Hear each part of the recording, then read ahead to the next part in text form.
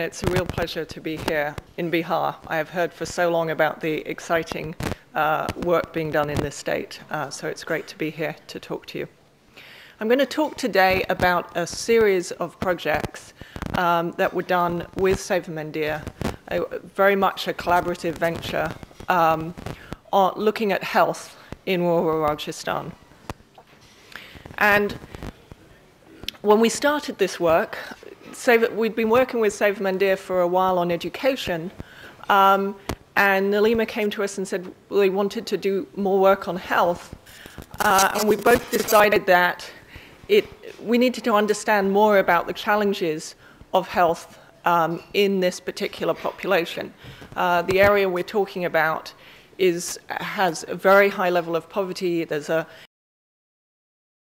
Communities are very distant. You can see the mountains. It's an absolutely stunning place to visit, but it makes life quite hard for those living and working there. So because we hadn't done a lot of work there, the first step was to do a big survey to say what are the health issues in this community.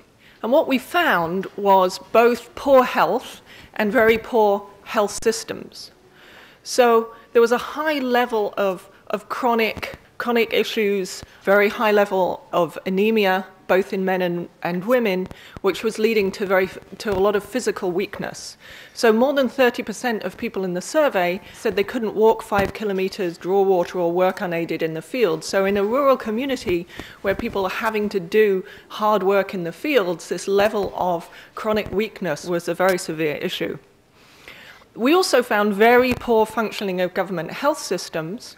The sub-centers were in place almost to the right level for the government requirements of how many sub-centers per person of population, but they were closed 56% of the time. And when I went to visit, my first visit, I spent a day going around different health centers, I found none open the whole day. I visited 8 centers and found none open, but in the survey, 56% of the time, the health sub-centers were closed. We found that the population was willing to spend on health, but they spent very little, but they didn't use government centers so much. They spent a lot of money on private clinics and BOPAs, traditional healers. So they're spending about 7% of their expenditure on health, but you see very little expenditure or levels of dealing with chronic long-term issues and immunization and prevention. So immunization was very low as an example of that.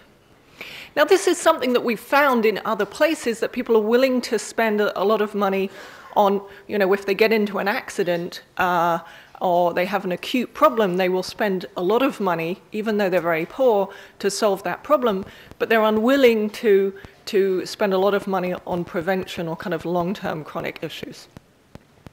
It's also, the supply side problems are also typical in the sense that we find very high rates of health worker absenteeism across India, and there's been surveys sort of going to clinics and seeing which are open. They found 40% of the time health workers in India are absent.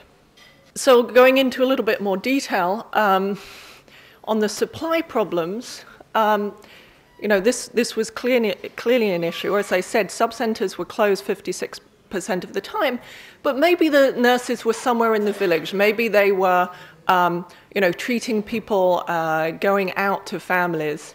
But that wasn't the main reason for why the centers were closed. We asked the surveyors to go around and try and track down the A&M. If the center was closed, can you find them anywhere in the village? Pretend you're someone who needs treatment. Can you find the health worker? But 44% of the time, the A&M wasn't anywhere in the village. It wasn't that she was doing field work somewhere else in the community. She just wasn't there. The other thing that we found was it's not like it's predictable. It's not like they weren't there on Mondays and Fridays, but they were there the rest of the week. There was no predictable pattern. So if you needed to get your child immunized, you couldn't know for certain that if he went on a Wednesday or a Tuesday, you would be able to find them. So in terms of people using these centers, that made it even harder.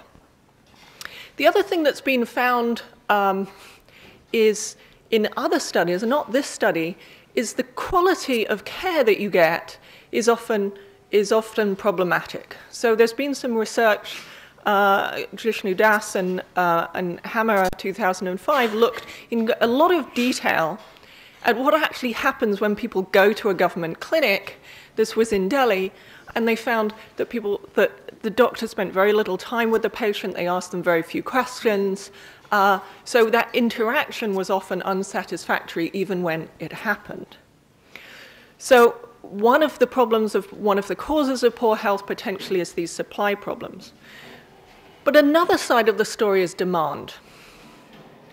And this is what we found in the survey, as I say, that in the expenditure, but we saw that adults were seeking care for acute conditions, but not chronic conditions or prevention. Now, acute conditions are often self-limiting, i.e., you've got a fever, you're feeling really bad, but you get better. It's a virus, the body fights it, you get better over time. It's also hard to see the benefits of prevention. So you've got these acute conditions where you feel really terrible, but you end up getting better. On prevention, on the other hand, it's very difficult for an ordinary person to understand, if I take iron pills over a long period of time, I will feel better, I'll get my child immunized, that'll prevent a disease maybe many years in the future. So for most people, it's hard to make that link between an investment in demand and the benefits. And this is a pattern that we see all the time. Chronic care also needs persistence. I'm working a lot on TB treatment in Pakistan, and there we see you've got to persist with the treatment for 6 months or 8 months before you get better. And that, again, psychological models and research have shown that people are very bad at doing something consistently day after day. So this may help explain why people are going to the private sector and not going to the public sector, because the private sector kind of exploits these problems with how people behave and what they will invest in by treating the acute, making people feel better immediately, but not fixing the long-term problems. So the private sector was giving people shots and drips that made them feel better, and the sector people are trained to do the long-term preventive chronic conditions, which are actually the right things to do, but that people don't appreciate as much. So maybe that's one of the reasons that people aren't showing up to the A&Ms, despite the fact that they're actually better trained and doing more of the right thing than the private sector. So with all of that information, we sat down, and this was really a collaborative, extremely successful. So could something similar with nurses? Now, Seva Mandir doesn't hire the nurses in the A&M system. But what they could do is monitor the nurses and provide that information to the government and see if the government took action on it. So that's what we tried to do, and I'll come back, or that's what they tried to do when we monitored the effectiveness, and I'll come back and talk about that in a couple of minutes. The other thing was to encourage demand for the right products. As I say, prevention, cost-effective prevention. Elsewhere, small incentives have been effective as a way to improve demand with that work. The alternative approach is to address these long-term chronic issues by going outside the health system and getting nutrition directly to people, getting micronutrients directly to people. Again, people are very bad at taking pills every day, so we didn't think that distributing iron pills was the right way to do it. I know the benefits of iron. I was terribly bad at taking my iron pills when I was pregnant. And centralized fortification is a very effective way of doing it, but the poor in this community do not get they don't buy flour in the shops, it's milled locally. So can we get a system that adds iron to flour at the local decentralized village level? So I've got to go through 3 papers in 15 minutes, so apologies if I rush. So the first was A&M's monitoring. So the government agreed to work with Seva Mandir. Seva Mandir would monitor the nurses, report the results back to the government, and the government would take an action of their choice. At the same time, the government was also moving to a program of having additional nurses in some of these centers. So they asked Seva Mandir to monitor these additional nurses 3 days a week, and we used a particular system of monitoring. To improve predictability in the centers that only had one nurse, the government said, we'll at least be there on Monday. You know, just so that the people know that on one day of the week, you will be there. And Seva Mandir monitored those nurses on Mondays. So what was the reaction of the government to this monitoring? Initially they were reluctant to penalize nurses, but it looks like the nurses had a fear of being monitored. You know, they had to be monitored, maybe somebody was going to take action, and they weren't clear what that action would be. Partway through the project, a new CMHO comes in and sees the monitoring data and is absolutely appalled to see the high rates of absenteeism, and issues an order saying that any nurse that has 50% absence on monitored days in 1 month, they would have their pay deducted in proportion to the absence. And this was actually done initially, and 6 A&Ms, an order went out to penalize, to deduct from their salary.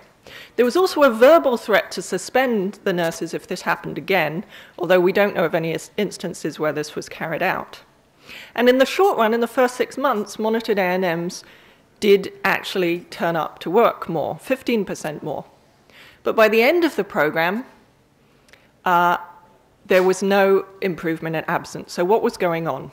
So this is just a graph that shows that at the beginning, treatment rates were higher. By the end, there was no difference between the treatment and comparison groups. The monitored nurses were not showing up anymore than the others. So what happened? So as you see, the present days were initially higher and then they fell. And the big yellow group section of this graph is where nurses were exempt. So they were not there, but the government says that's okay, they were doing something else useful. And really what is going on here is that the nurses were not showing up, but their supervisors were excusing them. They were saying it's okay, they were doing something else. The nurses pretty quickly figured out that they weren't going to get penalized after that first shock, whereupon their present days plummets, because once they figured out that they're not actually going to get penalized, they realize nobody really cares will they show up, and they really start showing up even less, so that in some measures in the treatment group they actually are showing up less than the control group by the end of the program.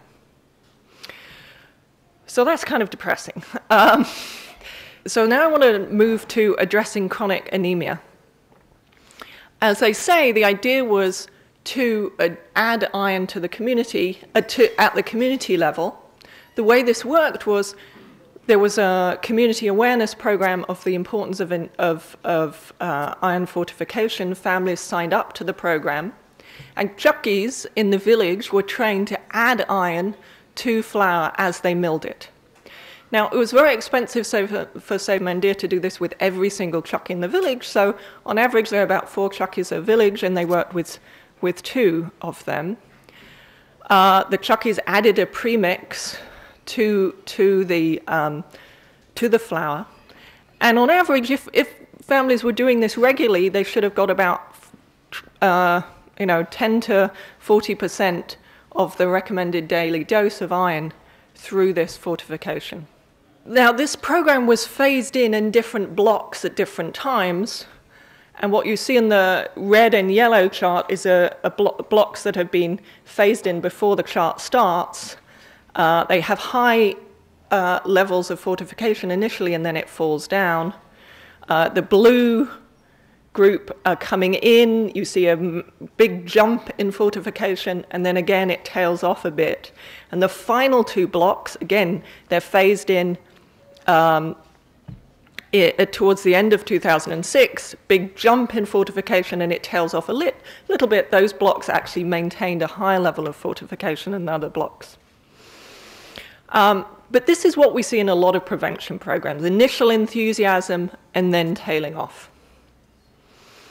So we see participation increase and then fell. Part of the problem was that Chukis didn't keep fortifying unless the families kept asking for it. We'd ask them to say, once you got permission, just keep going, but they didn't do that. We did find in the continuous health survey, so asking people about their health very regularly, that people reported this very severe weakness issue that we were talking about at the beginning, that improved. So people felt better, they felt stronger, they felt able to do more work just after the program had been introduced and fortification was high. But as fortification goes down, we also see the weakness getting worse again. We also find that fortification fell fastest for households where the closest Chucky did not fortify. So people aren't willing to walk a little bit further to get fortified flour. And again, this is very common in prevention, that we're finding in a number of different studies that people aren't willing to walk far for clean water. They walk a long way to get water, but they won't walk very much further to get clean water. The final program, and you're probably sick of hearing things that don't work, so now we're going to talk about something that did work very effectively, was providing an incentive for immunization. So the first issue was to address the supply, so highly predictable monthly immunization camps. The second innovation was to provide a kilogram of dal every time you came and got your child immunized, and a thali set when you finished immunization, the whole series. Now, the regular camps being absolutely predictable, you've got to walk away to get to a camp, but you want to know that it's going to be working when you get there. That increased the number of children who had at least one shot. But again, we see this tailing off over time. The incentive was very effective at getting people to persist, to keep going until the end of the full immunization schedule. So see that in numbers. You've got the comparison group, which is blue. You've got the regular supply in red of camps, and then the incentive is the green, and you can see that at least one shot goes up a lot, and the red and green are about the same, but by the time you get all 5, the incentive camps are doing much better than just the regular supply. So the incentive is very good at getting people to persist, to see it out until the end. And something that's important to keep in mind in this, Iqbal talked about how we care a lot about cost effectiveness, is when you're designing programs, people say, well, I can't afford to give an incentive for immunization. But the really expensive thing in these kinds of programs, and the limited resource, is the time of the nurse. And if you can generate higher demand, you can actually use that limited resource more efficiently and effectively, because the nurse is seeing many more children at one time. So in the incentive camps, nurses saw nearly 3 times as many children in a day as the regular camps. So we often hear about the concept of going the extra mile for immunization, and I think the message of this is the extra mile should not be done by the nurse. If you sit the nurse in one place with a bag of lentils next to her, people will walk. And we see this. We see people walking for many miles to come and get their children immunized in the incentive camps. And that's a just much more efficient way of getting the extra mile. Provide an incentive and they will come. So we actually see the cost per shot, per immunized child, falls when you provide an incentive. So even including the cost of the incentive, we see the cost per shot in regular camps is 248 rupees per shot. The cost of the program in incentive camps is dramatically lower. So in conclusion, I want to say that improving supply, regularity of supply is possible. Seva Mandir managed it in the camps that they ran. We saw it at the beginning of the program, but it's very hard to make this system stick. You know, to design government systems that stick, you've got to think about it very carefully, and it can easily be undermined through the system.